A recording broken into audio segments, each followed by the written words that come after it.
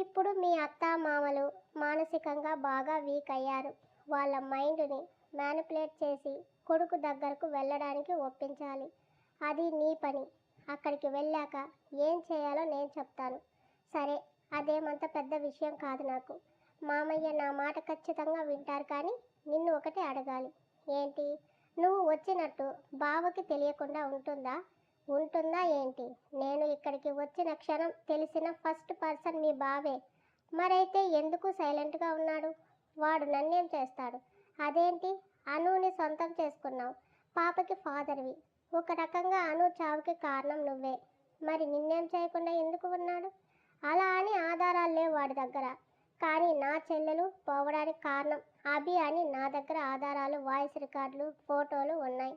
నేను అనుని చంపానని వాడు ప్రూవ్ చేస్తే నా చెల్లి చావుకి కారణం వాడని నేను ప్రూవ్ చేస్తాను. ఇదంతా తెలిస్తే భార్య ఎక్కడ డిస్టర్బ్ అవుతుందోనని నీ బావ సైలెంట్గా ఉన్నాడు. కోర్టుకు వెళ్తే సాక్ష్యాలు కావాలి. మరి పర్సనల్గా నిన్నేమైనా చేయొచ్చు కదా? ఎందుకు చేయడం లేదు? నాకేదైనా అయినా మరుక్షణం హరిని దూరం అవుతుంది. అందుకే. అవును, ఎలా? సీక్రెట్ చెప్పేసి వీక్ అయ్యే తెలివి తక్కువ వాడిని కాదు మేఘన. నీకు చెప్పిందే చాలా ఎక్కువ. నా మ్యాటర్ వదిలేసి నేను చెప్పిన పని చూడు అన్నాడు. పళ్ళు బిగించి సరే అని వెళ్తుంటే, క్యాబ్లో తిరిగింది చాలు కానీ కారులో వెళ్ళు. మీ బావకి నీ గురించి కూడా తెలిసిపోయింది. వాట్? కరెంట్ షాక్ తిన్నదానిలా చూసింది. అంత షాక్ అయితే ఎలా మేఘన? నేను ఉన్నంత వరకు నువ్వు సేఫ్గానే ఉంటావు పో అన్నాడు. ఏంటి తమాషా చేస్తున్నావా? నేను నీకు హెల్ప్ చేస్తున్నా అని తెలిసిన మరుక్షణం నన్ను నిలువున పాతేస్తాడు. అలాంటిది ఇంత సైలెంట్గా ఉంటాడా? నన్ను భయపెట్టడానికి చెప్తున్నావు కదా? ఉరిమినట్టుగా అడిగింది మేఘన. నీకు అబద్ధం చెప్పాల్సిన అవసరం నాకు లేదు మేఘన. కానీ ఒక్కటి, మీ బావ నుంచి నీకు ఎప్పటికైనా ప్రమాదం ఉంది.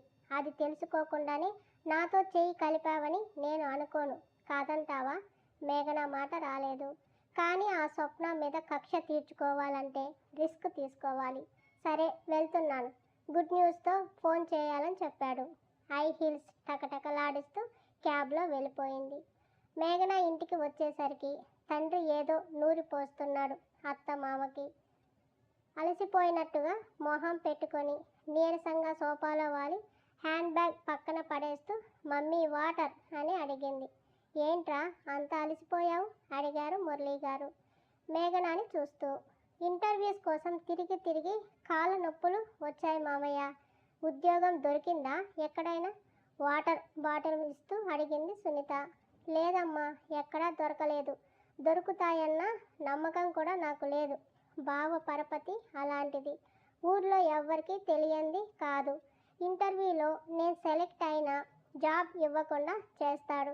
ఆ స్వప్నాన్ని నేను అన్న మాటలు మనసులో పెట్టుకొని నా మీద కక్ష సాధిస్తున్నాడు అమ్మా అంటూ రాణి కన్నీళ్లను కారుస్తుంటే, అంత నీచానికి దిగజారే అలవాటు నా మనవడికి లేదు మేఘన. గుమ్మం నుంచి గంభీరంగా వినిపించిన గొంతుకి అందరూ ఉలిక్కిపడి చూశారు. విశ్వనాథ్ గారు ఉన్నారు అక్కడ. ఆయన్ని ఊహించని వాళ్ళంతా షాక్లో ఉన్నారు. దర్జాగా లోపలికి వస్తూ సింగిల్ సీటర్లో కూర్చున్న ఆయన అందరూ కోపంగా చూస్తుంటే, నీలో ప్రతిభ ఉంటే ఉద్యోగం సంపాదించడం పెద్ద విషయం కాదు. చదువులో నేనేమీ తక్కువ కాదు బెంకంగా అంది. సరే, ఏ కంపెనీకి వెళ్ళావు మరి? ఆయన ఖచ్చితంగా చూస్తుంటే గుటక మింగుతుంది కానీ సమాధానం చెప్పలేదు. అడిగితే ఆన్సర్ ఇవ్వకుండా నీళ్లు నములుతావే? నువ్వు వెళ్ళిన కంపెనీ ఏంటో చెప్పు. నిన్ను ఎందుకు సెలెక్ట్ చేయలేదు? నేను అడుగుతాను. కంపెనీకి వెళ్ళడం కాదు, అసలు లోపలికి పంపిస్తే కదా. గేటు దగ్గర ఆపి ఎంక్వైరీ చేసి నేను అభిమన్య మరదలనని తెలిసి బయటికి పంపించేశారు. అప్పటికప్పుడు అబద్ధం కట్టుకథగా అల్లేసి చెప్పి వెంటనే ఉపాయం తోచడంతో, ఇదంతా ఎందుకు తాతయ్య? మీ కంపెనీలో ఇంటర్వ్యూ చేసి ఎలిజిబిలిటీ ఉంటే నాకు ఉద్యోగం ఇస్తారా? సూటిగా అడిగింది. దానిదేముంది, ఖచ్చితంగా ఇస్తా. మాకు టాలెంట్ ముఖ్యం, మనిషి ఎవరన్నది అనవసరం. అలాగైతే రేపు కంపెనీకి వస్తాను. మీ నిజాయితీ, మీ మనవడి నిజాయితీ ఏమిటో తెలుసుకుంటాను అని ఆ టైంలో మురళీ గారితో మాట్లాడటం అంత మంచిది కాదని, అమ్మ ఆకలి అవుతుంది అన్నం పెట్టంటూ వెళ్ళిపోయింది. గుంట నక్కల్లా చూస్తున్న గంగిరెడ్డిని ఒక చూపు చూశారు విశ్వనాథ్ గారు. ఆ చూపు అర్థం అక్కడి నుంచి దయచేయమని. అతను వెళ్ళాక మురళి గారిని చూస్తూ, ఆరోగ్యం ఇప్పుడు ఎలా ఉంది మురళి అని అడిగాడు. ఎందుకు వచ్చారు నాన్న? నేను చచ్చానో బతికానో, ఎన్ని అవస్థలు పడుతున్నామో కళ్ళారా చూసి మీ మనవడికి చెప్పడానికా? నువ్వు మారుతావని ఆశపడి వచ్చాను. ఇంకా అదే భ్రమలో ఉన్నావని అర్థమవుతుంది. భ్రమలో ఉన్నది నేను కాదు, మీరు మీ మనవడు. ముక్కు మొహం తెలియని ఇద్దరి కోసం రక్తాన్ని వదిలేసుకున్నారు. ఆరోగ్యం బాగాలేదు, ఎక్కువ ఆవేశపడకు, నేను చెప్పేది మీ ఇద్దరు వినాలి అని చెప్పగానే రూమ్లో నక్కి వింటున్న మేఘన, గంగిరెడ్డి సేవలు అటువైపు రక్కించారు. నువ్వు కోడలు నాతో పాటు మన ఇంటికి రండి. మీ ఇద్దరు మాత్రమే, ఇంకెవ్వరు వద్దు. మీ ఇంటికా? మొన్న నిర్దాక్షిణ్యంగా తరిమేసి ఇప్పుడు హఠాత్తుగా మా మీద అంత జాలి కలగడానికి కారణం ఏంటి నాన్న? వెటకారంగా అడిగారు. నీ కోడలు, అదే నా మనవరాలు దెబ్బతిన్నవాడిగా చూశాడు మురళిగారు. అది నా కోడలేంటి అనామకురాలు? పళ్ళు నూరుతుంటే, ప్రాణం పోయే నాటికన్నా మనిషికి, మానవత్వానికి విలువ ఇస్తావా నువ్వు? నీకు ఎంత డబ్బు ఉంది, నువ్వు ఎంతమందికి సహాయం చేసి ఉంటావు? ఏది ఓ 2 సంఘటనలు చెప్పు అన్నారు ఆయన. మురళి గారు కిక్కురుమనలేదు. కానీ ఆ అమ్మాయి తాను ఒక అనాథ అయి తినడానికి లేకపోయినా సాటి వారికి సహాయం చేసింది. తనకంటూ 100 మంది ఇప్పుడు ఉన్నారు. తనది మానవత్వం, నీది అహంకారం. మీరు ఇక్కడ ఇబ్బందులు పడుతుంటే చూడలేక అత్తయ్యని మామయ్యని మన ఇంటికి తీసుకురండి తాతయ్య గారు, నా భర్తని నేను ఒప్పిస్తాను అని నన్ను పంపించింది. రేపు ఈ విషయం అభికి తెలిస్తే తనకి చివాట్లు పెడతాడని తెలిసి కూడా మీకోసం ఆలోచించింది. అలాంటి అమ్మాయినా మీరు నోటికి వచ్చినట్టు అన్నది? ఇప్పుడు ఆవిడ గారి గొప్పతనం మాకు చెప్పడానికి వచ్చారా మామయ్య గారు? మేము ఈ పరిస్థితి రావడానికి కారణమే ఆ మహాతల్లి కదా, కోపంగా అంది వాణి గారు. పొరపాటుగా అర్థం చేసుకుంటున్నావమ్మా. స్వప్నతో 4 రోజులు ప్రయాణం చేస్తే మీ ఆలోచన తప్పని అర్థమవుతుంది. మీకోసం అక్కడ కళ్ళు కాయలు కాచేలా ఎదురు చూస్తుంది. మీరు వస్తారని వెయిట్ చేస్తుంది. మీకోసం తన భర్తని ఎదిరించడానికి కూడా సిద్ధపడింది. అలాంటి అమ్మాయి కోడలుగా రావాలంటే పెట్టి పుట్టాలి. తనని ఎన్ని మాటలు అన్నా ఒక్కటి కూడా మనసులో లేదు. మిమ్మల్ని అమ్మా నాన్నలా భావించాలని అనుకుంటుంది. ఇది చెప్పడానికే వచ్చాను. ఆలోచించుకోండి. రేపు ఫోన్ చేస్తాను. ఏ విషయం నాకు చెప్తే అభితో మాట్లాడి మిమ్మల్ని తీసుకెళ్తాను. ఆయన పైకి లేస్తుంటే, మీరు నీ మనవరాలు అనుకుంటే సరిపోయిందా? మీ మనవడి అభిప్రాయం అవసరం లేదా అన్నారు మురళి గారు. భార్య మాటని, తాతయ్య మాటని కాదనడని నమ్మకం నాకుంది. అభిని ఎలాగైనా మేము ఒప్పిస్తాం. అక్కడికి వచ్చి మంచిగా పద్ధతిగా ఎలాంటి కల్మషం లేకుండా ఉంటామంటే ఆ ఇంటి తలుపులు మీకు ఆహ్వానం పలుకుతాయి. మీతో ఏ గుంట నక్కలు, తోడేళ్ళు, విషపు నాగులు మాత్రం ఆ ఇంటి గేటు తాకడానికి కూడా పనికి రానని గట్టిగా చెప్పి వెళ్ళొస్తాను అనేసి వెళ్ళిపోతుంటే, అన్నం తిని వెళ్ళండి మామయ్య అన్నది వాణి గారు. వద్దమ్మా, నా మనవరాలు నా కోసం అక్కడ ఎదురు చూస్తూ ఉంటుంది. వెళ్తానని చెప్పి వెళ్ళిపోయారు. ఆయన వెళ్ళగానే మేఘన వచ్చింది. ఆఫీస్లో ఉన్న అభికి ఫోన్ వచ్చింది. లిఫ్ట్ చేశాడు. సార్, మీ తాతగారు మీ నాన్నగారు ఇంటికి వెళ్ళారు. అక్కడ అరగంట సేపు ఉండి తిరిగి ఇంటికి వచ్చారు అని సెక్యూరిటీ చీఫ్ చెప్తుంటే అభి కళ్ళు చిన్నవి అయ్యాయి.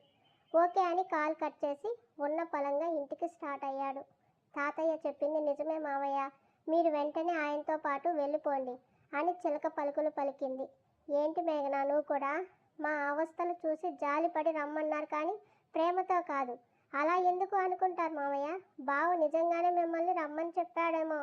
నాకెందుకో అది నిజం అనిపిస్తుంది. ఆయన పిలిస్తే మాత్రం మేము వెళ్ళిపోవాలా? మాకేం ఆత్మాభిమానం లేదా?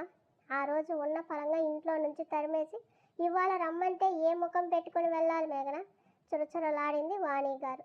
అత్తయ్య, ఇప్పుడు మన పరిస్థితి ఏమీ బాగోలేదు. బిజినెస్ దెబ్బతింది, ఆరోగ్యం దెబ్బతింటుంది, ఇంట్లో గడవడానికి కూడా కష్టమైపోతుంది.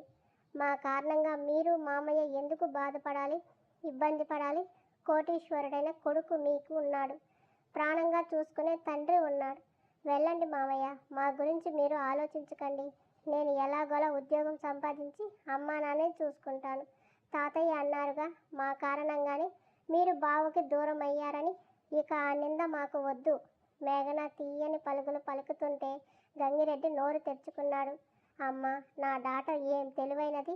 పరిస్థితిని నీ వైపు భలే తిప్పుకున్నావుగా అని వెంటనే తను నటనలోకి పరకాయ ప్రవేశం చేస్తూ, అవును బావా, మేఘన చెప్పింది కూడా నిజమే.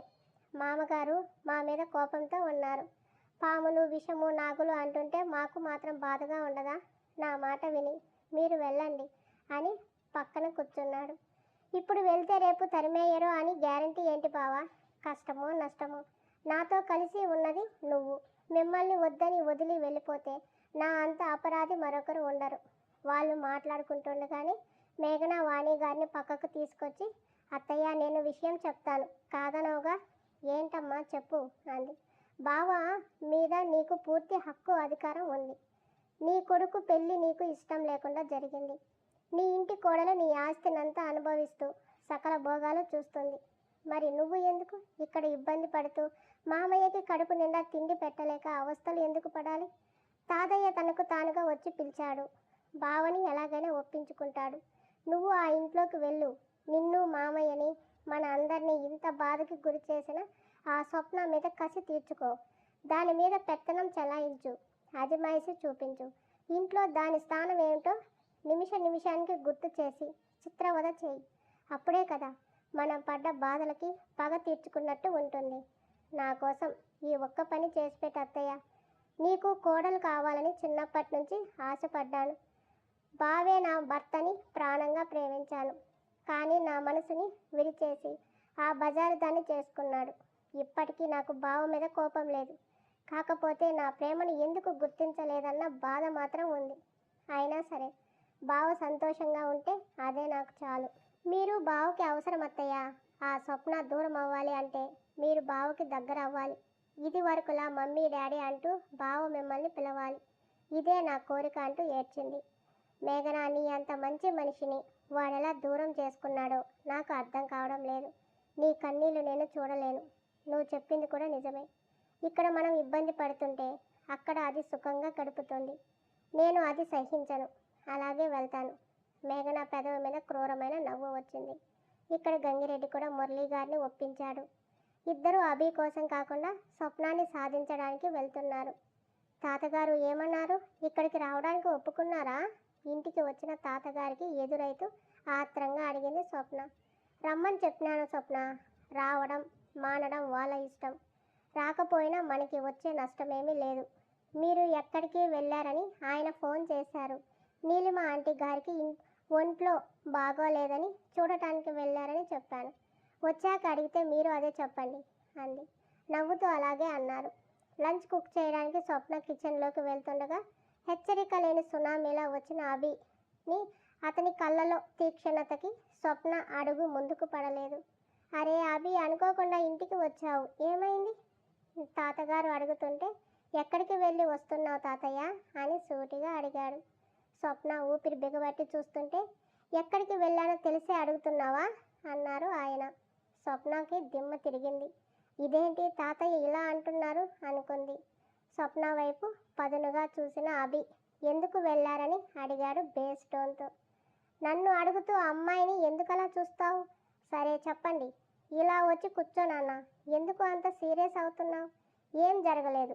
అది నేను చెప్పాలి తాతయ్య. మీ అబ్బాయి దగ్గరికి ఎందుకు వెళ్ళారు? అక్కడ అరగంట ఎందుకు ఉన్నారు? స్వప్న గుండెల్లో లబ్ డబ్ శబ్దం బదులు హర్రర్ మ్యూజిక్ వస్తుంది. స్వప్న, అబ్బాయికి నాకు కాఫీ తీసుకురా అని తనని పంపించి మీ నాన్నని ఇంటికి రమ్మని పిలిచాను అభి అన్నారు. అతని మొహం అసహనంతో ఎర్రబడింది. ఎందుకు తాతయ్య? మీ అబ్బాయి అని జాలి చూపిస్తున్నారా? మొహం చిట్లించి చూస్తాడు. అదే అనుకో. ఎంత కాదన్నా వాడు నా కొడుకు. నాకు తెలుసు నీకు ఈ మాట చెప్పగానే కోపం వస్తుందని. కానీ అక్కడ వాడి పరిస్థితి చాలా దయనీయంగా ఉంది. చూసావుగా, హాస్పిటల్ బిల్ కట్టే పరిస్థితి కూడా లేదు. ఎన్ని ఉన్నా ఇలాంటి సమయంలో దూరం పెడతామా? వాడు నడి బజార్ను పడితే ఇంటి పరువు నవ్వుల పాలవ్వదు. ఎన్ని ఉన్నా మనలో మనమే చూసుకోవాలి, కానీ బయట నలుగురికి చులకన అవుతామా చెప్పు? ఎగ్జాక్ట్లీ తాతయ్య. Do you remember that day? Harini చంటి పాపగా ఉంది, లైక్ రక్తపు ముద్దల. నా చేతిలో పట్టుకుని వాళ్ళ ఇంటి గుమ్మం బయట నిల్చున్నాను. కన్న కూతురు పోయిందన్న బాధ లేదు. అట్లీస్ట్ పసి పాపని చూసి జాలి కూడా పడలేదు. పాపని దగ్గరకు తీయమని అడిగాను. మానవత్వం మర్చిపోయి అనుని నీచంగా మాట్లాడారు. అవన్నీ మర్చిపోయాను అనుకుంటున్నారా?